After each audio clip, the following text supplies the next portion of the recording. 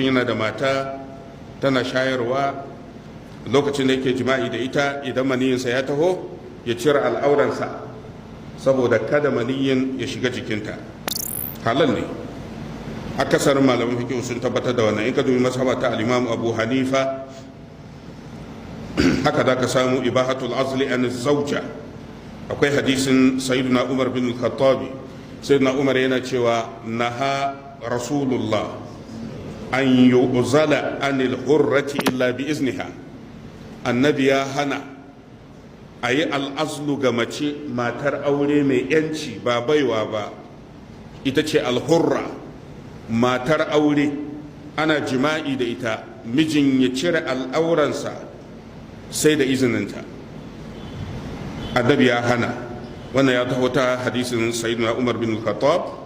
Annabi sallallahu alaihi wasallam ya hana ka yi al'azlu ga matar aure sai da izininta.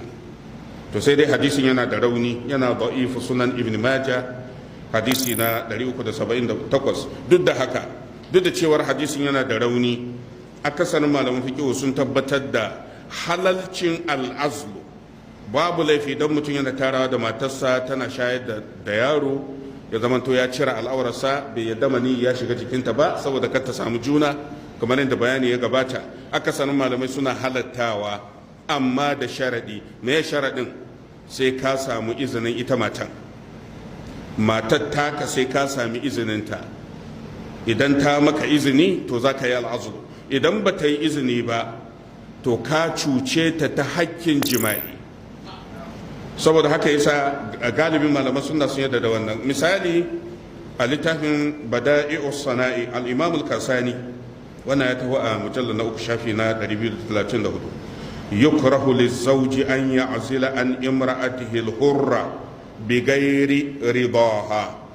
Ba daidai bane ga miji yayi al'azlu ga matar aure in babu yardanta. Me dalili? li'anna al-wat'a an inzalin sababun li husunil walad.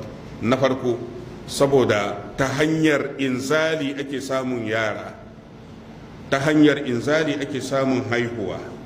wala hafil waladi haqqun.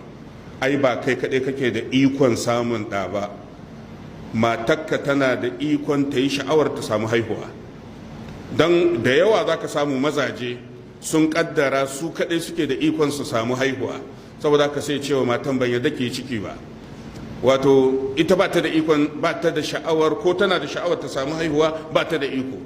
Shine yace babu, tana da iko. wala fil waladi haqqun. Matarka tana da hakki na ta samu ɗa, saboda ka kai ne ba ka son ka samu ɗa, ita kuma tana son ta samu haihuwa. Kaga idan ka hana ta, ka cuce ta hakkinta. Tana da hakkin ta samu ɗa. Za ka samu mata da yawa suna da sha'awar su samu haihuwa, amma mazajen sun hana, saboda ka shi mijin ya hana ta. Kuma abin da yake faruwa, kamar yadda manzon Allah ke cewa la ta'ata li makhluqin fi ma'siyatil khaliq.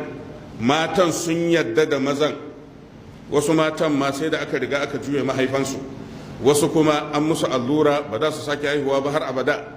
Ana nan ranar sai mijin ya sake ta, bayan ya sake ta tana son ta yi reverse, ya za a yi ta samu haihuwa? An riga an wuce. Allah ka tsare mu. To saboda haka yasa al-Imam al-Kasani ya ce, ko da ba a samu hadisin manzon Allah da ya inganta cewar sai da yardan matarka za ka yi al'azulu ba, ko da babu hadisi, ai tana da hakki a jikin ɗanka. Kaga na farko kenan. Ya ce wa bil azli ya futul walad. Idan kuwa lokacin jima'i da ita za ka ƙi yadda manihin ya shiga mahaifanta, to babu shakka ka raba ta da wannan haƙƙi, ka cuce ta. Fa ka annahu sababan li fawati haqqiha. Ka zama sababi na rasa wani hakkinta a zaman aure. Wa in kana al'azlu bi ridaha, sai ce to amma idan ka samu yardan matanka, zaka gaya mata kina shayar da yaro, ba na son a sake samun ciki akan wannan yaro, saboda haka zaka yi al'azlu. Sai ta ce babu laifi, sai ce la yukrahu, anan babu laifi, li annaha radiyat bi fawati haqqiha, saboda da kanta ta yarda wani hakkinta ta jefar da shi. Tunda ita da kanta ta jefar da hakkinta, wannan ba a cewa kayi laifi. Ta sashin mashabar al-Imam Abu Hanifa, in ka dawo mashabar Malikiya nan ma haka zaka samu. Allahu akbar. Allah ka samu dace. Yan uwa kada ku manta ku yi sharing video din nan ga yan uwa domin su amfana, sannan za ku iya bibiyan mu a shafukan mu na Facebook da YouTube mai suna AJY Media Da'awa kamar yadda kuke gani akan screen naku. Sai mun haɗu da ku a videos na gaba. Wassalamu alaikum wa rahmatullahi wa barakatuh.